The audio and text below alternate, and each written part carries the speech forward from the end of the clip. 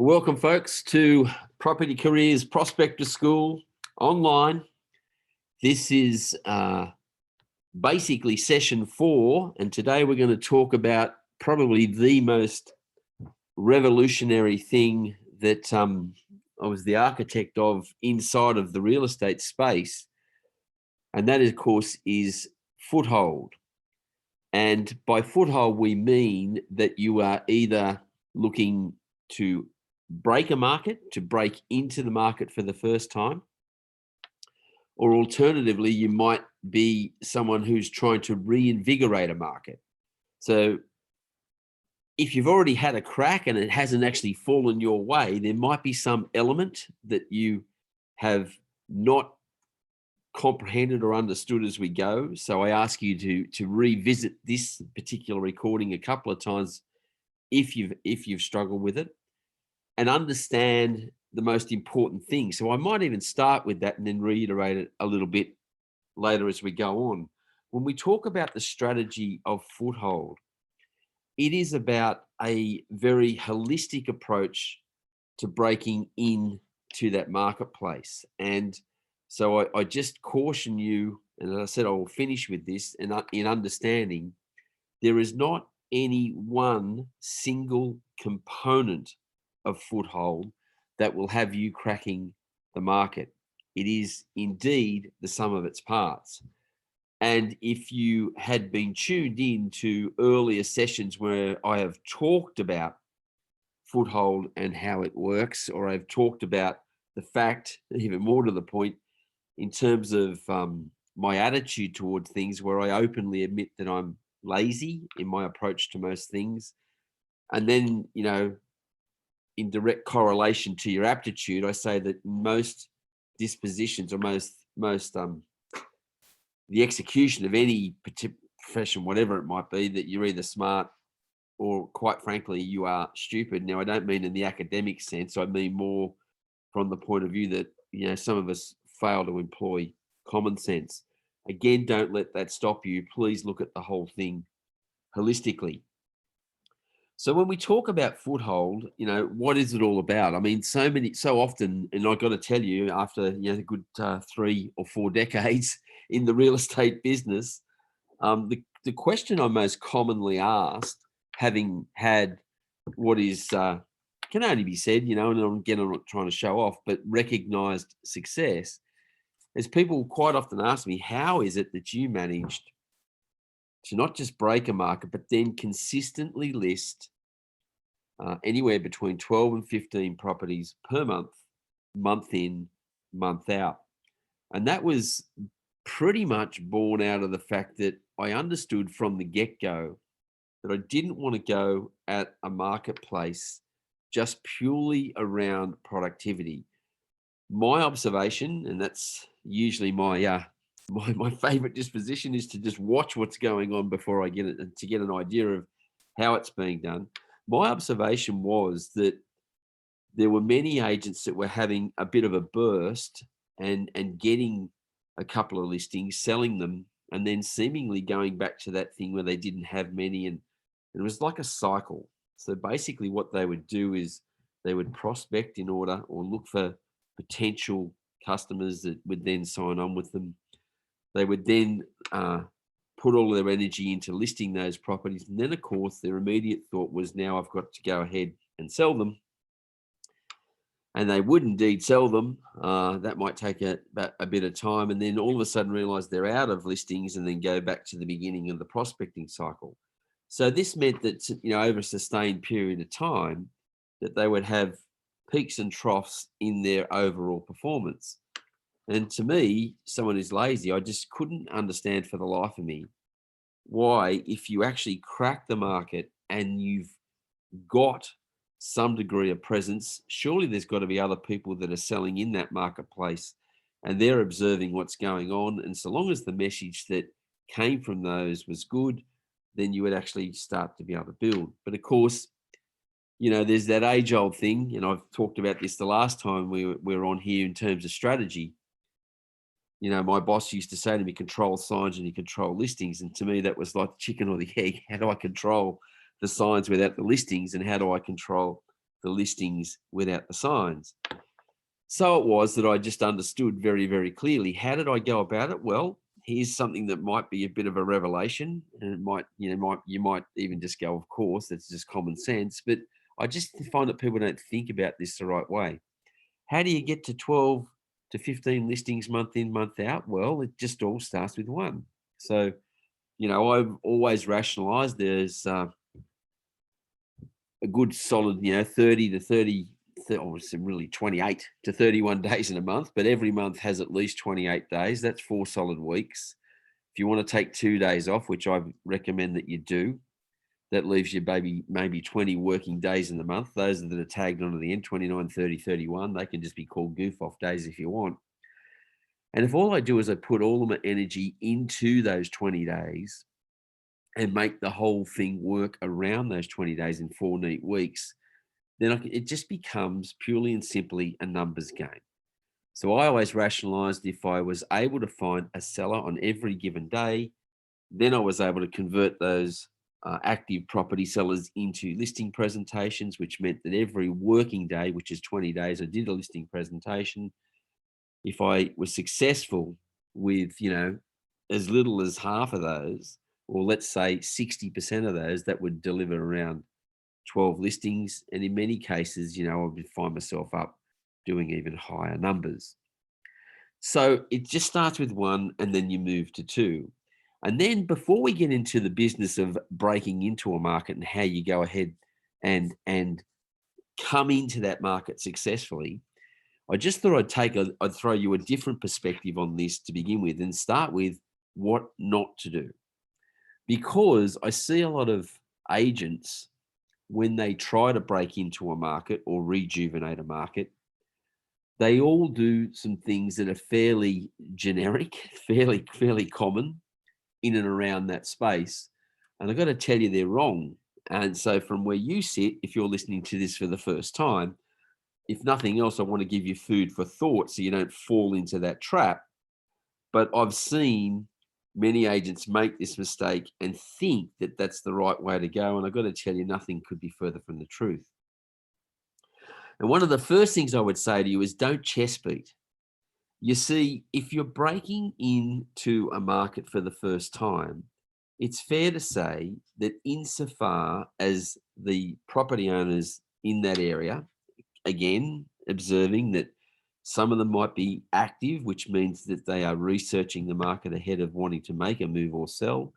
And those that are dormant, especially with those that are dormant, if they've got no idea of selling in mind, and of course those that do, you have no voice in the marketplace if you're trying to break in. Even if you've gone off the boil and you have been there, if you've got no success, no activity, no presence, no evidence of you doing anything inside that market, well, you've got to take a conservative approach.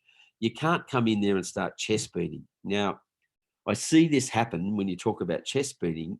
It's because someone's gone in there under a franchise arrangement, whatever it might be. It might be a Ray White, or it might be, a First National, which is a cooperative brand, or it might be an LJ Hooker, or any other numbers of brands. I mean, over in even if I was breaking into an area and I was in Auckland, and I was under, which is probably the most recognizable and biggest brand, which of course is Barfoot and Thompson, I still wouldn't take this approach of chest beating in an area that I'm trying to break. You see, just because that brand overall is quite big, locally it may not be. So this arrogance that you see a lot of people that try to break into a market with really holds no water. And you kind of look silly against the players in that marketplace. And just refreshing, we say that quite simply, 60 to 80% of any marketplace is typically controlled by 3 dominant agents, which we refer to as the players, the rest being the contenders. And in this instance, if you're embarking on a foothold protocol, then you are indeed a contender and you want to be a player. The next thing is that you don't want to try and take the players on, or even the other agents in that marketplace, under the same premise or on the same platform by which they're operating. You see, if you go down the path, for example, of saying that if you list with us, we get you this fabulous price, we do all the same things, we do, auctions, and here's the success behind them, or whatever it might be. If the perception of the product that you're offering is no different to whatever is on offer, then the only alternative you're going to have in offering a point of difference is either the commission that you're charging. So you're going to have to get involved in discounting or undercutting to be maybe considered, or you're going to have to severely overestimate the outcome. So then you're going to be an agent that's price driven, that you're trying to guarantee what someone might receive for their property in terms of price, which is a huge no-no, because in reality, you're dealing with a market, and it's, as we've explained many, many times before, fraught with a whole range of variables, price variables or value variables, as we call them, many of which you have no control over. So there's no way that you can guess with any degree of accuracy what a property is going to sell for, or what its market value is inevitably going to be. You can, of course, estimate comparative value, but really you're presenting yourself to that marketplace as yet another agent that's largely transactional and is a valuer rather than a marketer. Now, marketing is an area where you can add value, where you can compete, and you can change the platform. Simplest way I can explain this to you in just a little bit of detail is, just imagine that you've got two games. One of them is, let's call it, say, soccer. And everyone's playing football, soccer, same set of rules. You've got you can't touch the ball, this is how you kick it, that sort of thing. And then all of a sudden, so everyone's playing it that way, and indeed everyone's arguing that they play that game better than any other. And that's how we're trying to win business. But just imagine you come along and instead you decide to play a game of rugby. And that game of rugby completely contrasts with the game of soccer. Different set of rules, different set of principles, and the way that game's played. From the perception of the customer, from the person that you're trying to win, because you're now playing a new game, which your competition, by virtue of the fact that it is a different game, they don't understand it. Well, you've now created a different platform by which to compete with them. And then what happens is, from the perspective of the client, so long as the offering that you've got is viable, so we say as long as you're offering a viable alternative that makes sense to those property sellers, you've now created a platform where for them, it's either go with you, yes, as a differentiation or a different choice, or one of the others. So I say that if you do this successfully, you've created a platform where you have increased the odds of you being selected around 50%. Now, the beautiful part around this is, because the competition don't understand the game you're playing, they will invariably criticize it. And if they're criticizing it, well, then it becomes even better, because without realizing it, they're marketing the concept to you. So from the customer's perspective, they then start to think, well, they owe it to themselves to check you out. This enables you to be humble in your disposition insofar as the marketplace goes. You don't have to start talking about being number one. You don't have to start talking about being the only choice and all the other bits and pieces that go with it. You can make that offering in the sense that you're looking to get a foothold. Because what is a foothold? A foothold is, in breaking the market, is getting that first listing, after that getting that second listings, and those listings then, in my opinion, are pretty much the seeds by which you'll then start to leverage to build your market share. So that's one no. So I say, try not to stay away from this idea of what you offer as a service is the market appraisals or the valuations of properties, and even to the point where you say free market appraisals. To me, that's just a complete benign offering for a start, because all you're offering is an opinion. And I find it funny when agents say that the market appraisal is free. I find that a bit of a nonsense too, because it's a given. You can everyone knows that you can get an estate agent down to give you an opinion of value, and it doesn't cost anything. And if they're not clear on that, they soon will be if they contact any real estate agency. So again, this is a misnomer. So I focus on the fact that we're marketers. Our job is to create value, not valuers, and their job is to analyze the worth of something. Okay, so we've talked about that, not competing on the same platform. And the next thing that I ask you to employ is patience.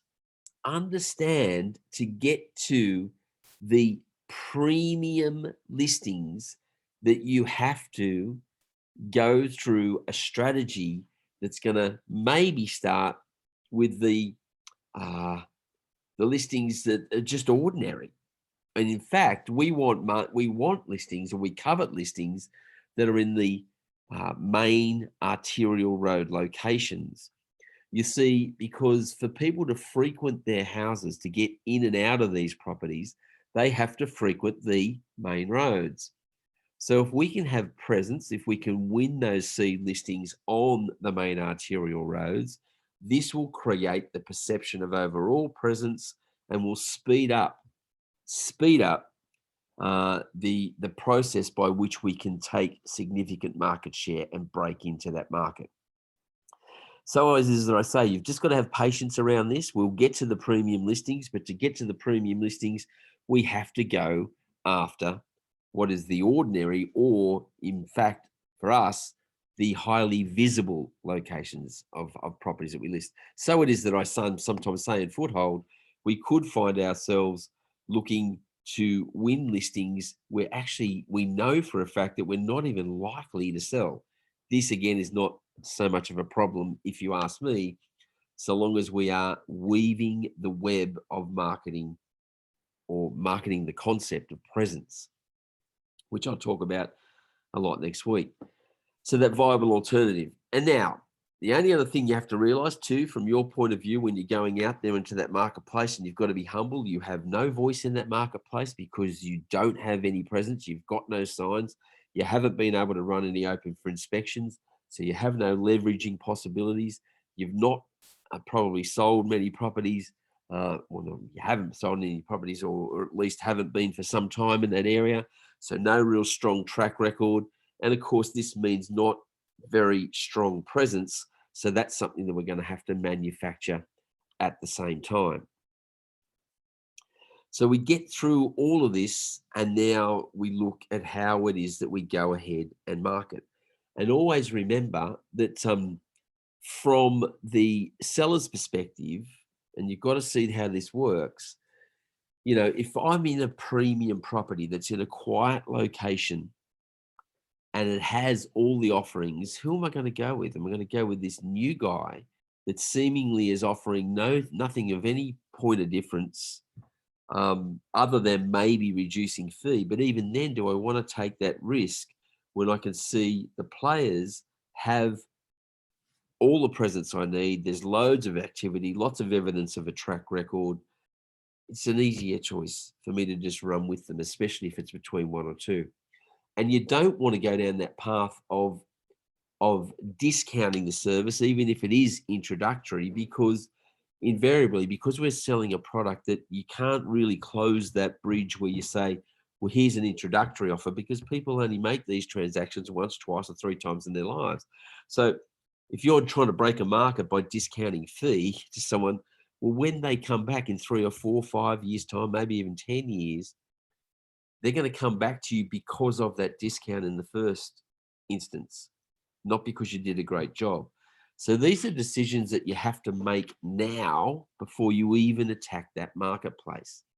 Do you want to be an agent that's remembered that's coveted, that's frequented because they do it for the right price? Or do you want to be an agent that is sought out because you do a fantastic job and offer a product that is value packed with the things that you want to get out there? So that took a long time, but I've got to tell you, it's the most important thing that we put. And this has to translate to your dialogue. You know, I know that many of you right now might be starting a new area, you might be looking to break a new market, or you're starting out in real estate altogether. And you all worry a little bit about that question when someone says to you, how long have you been in the business? Don't bullshit people. I say this all the time, you know. I'm constantly trying to remind salespeople to just be themselves, be the personality that they are, because the reason that a lot of us find ourselves in this business in the first place is because we are instantly likable.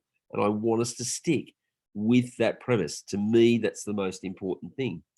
There's nothing wrong with saying you're new, especially if you're working hand in hand with a sales professional, and you're coming in as a sales associate. Well, they're going to get you out of hot water anyway.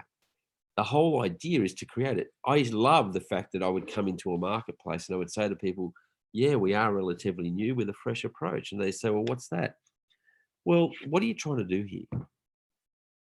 So someone would say to me, well, I'm trying to sell the house, silly. And I go, yes, of course, I get that.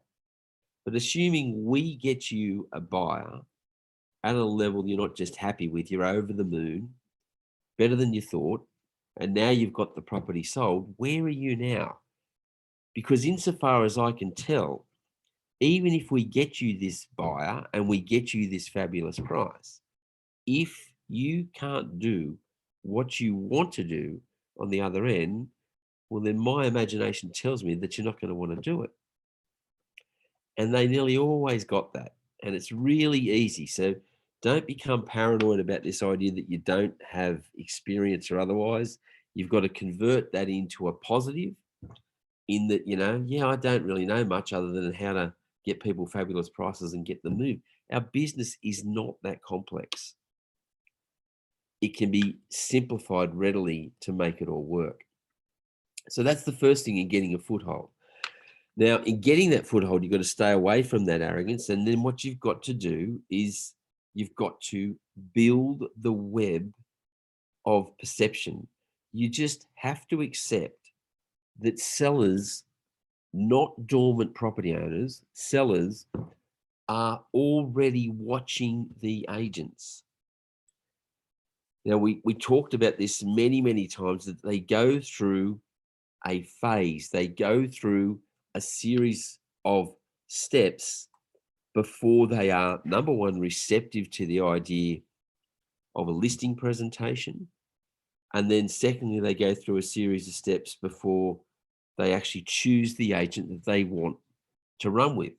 Now, this might seem like a bit of a problem to you. I actually think it's an advantage, because if people have got time, it also means that you can put the product in front of them the right way.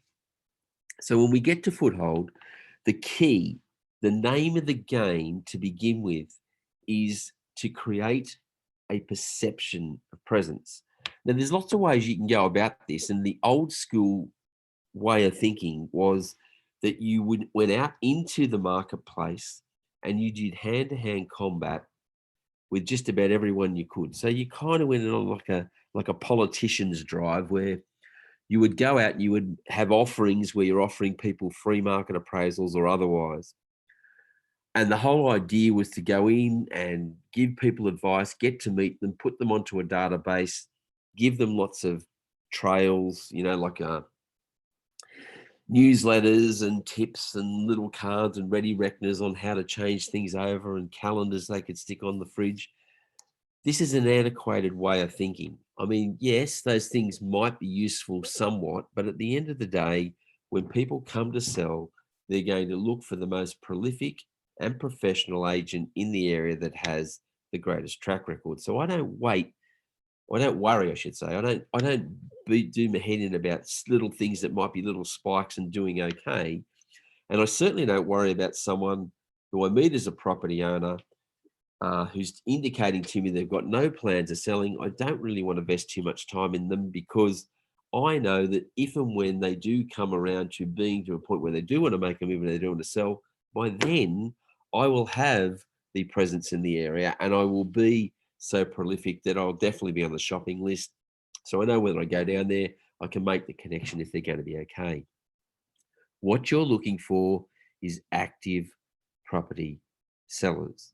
And we want to beat a path working back to them as to how we win them over. Now, if we know that the number one draw card for any particular, for any property seller, any active property seller, is presence in the area. If we also know that we don't have to look for those sellers, that when the selling thing is in mind, we don't have to look for them because they're already watching us with whatever other listings we have, then it falls to us to just win those seed listings.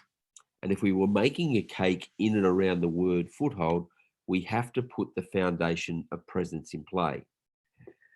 And this is achieved through marketing. Now, marketing is not advertising. Advertising is the component of marketing. Marketing, if I was to explain it with one single word, a contextual word, that word would be perception. Marketing is the ability to create a perception so that that perception then becomes a reality. And there are countless examples of marketing creating perceptions that have since become a reality. If you're under the age of 40, and I said to you right now that there was a time before bottled water, as a simple example, and that if you had said to anyone 40 years ago that one day people are going to put water, drinking water, into bottles and charge $2 a go, people would have thought you were a rat bag, that you're off with the fairies. But now it's just been accepted as a reality. And what was successfully done many, many years ago, the perception was created with the bottled water industry that water contained in a bottle was better than water from a tap. Now, this might be true in some countries, but in Western countries where bottled water is hugely prevalent, it's a bit of an absurdity, really, when you think about it. Who would have thought that water in a bottle would command a couple of bucks a go? How did they do this? Well, the perception that they initially created was to tell people that water in the bottle was French. That's what the marketers did. Why don't we just tell them it's French? And Evian bottled water was born. Coincidentally, if you grab the word Evian and run it backwards, the word actually spells the word naive. I think the marketers might have been taking the piss out of the general public. But look now today, it's become that perception has become a reality, and people believe that bottled water is premium when you compare it to ordinary tap water. Now, the same applies in the business of marketing presence. We have to create the perception that we're active. We have to create the perception that we're present in the marketplace to be made a consideration. And when I went back to that whole idea of how do I control signs and control listings, well, that started with the for sale sign. And the number one, if you're writing this down, the number one draw card for active property sellers, not dormants, don't worry too much about them. The number one draw card is presence of signs, physical presence of signboards. So it is that we're going to be driving all of our attention to winning signboards, particularly in main road locations. So we've got to figure out ways to do that to begin with. Secondly, we want to create subliminal presence of mind around marketing. So you want people to feel that you're present in every way. And this was the creation of what we call the postcard signboard, if you can have that out there. And why does the for sale card work so well? Well, this is another thing that I didn't mention, and it is a don't do in the space of trying to break a market. Don't put leaflets out that have an immediate call to action. Don't put leaflets out that have giveaways on them, where you're kind of doing something for nothing. This, I find, I see this all the time in the real estate world, where agents try to befriend people and do this giveaway thing and create this discounting platform, which is kind of an absurdity. There is nothing wrong with saying that you provide a value added service and you do this for commercial gain. I just don't understand why anyone would even stray from that. Because the reality is, as long as people can see the value, and that value becomes their reality. So again, how does this all translate for us with what we're trying to establish here? Well, we want to get that subliminal approach out. So one of the things we do with the for sale card, and I've had many people argue with me on this, they say, but it doesn't have my name on it and it doesn't have my direct contact. Nobody's going to call up off of a card that does not much more than create presence and show the for sale sign and has no call to action on it. And you might say, well, then why don't you put a call to action on it? Well, what sort of call to action are you going to put on there? I'll come down and I'll give you a free market appraisal. Woo, big deal. Now, we know that sellers are researching the market ahead of selling anyway, so we only want to create presence. And if we were making a cake, that for sale card is the flour. That is the basis by which we can then start to run a whole series of protocols around creating presence. And once we get those seed listings in place, we can then start to look at engaging other protocols that will then lead to even more listings. So next week, we'll talk about in detail presence and all of the protocols that you want to then engage to win those seed listings. We get anything from 3 to 5 of those on the main arterial roads in the market that you're coveting. And I can assure you, you are well on the way to being a player in your marketplace. And this can be achieved in less than 13 weeks.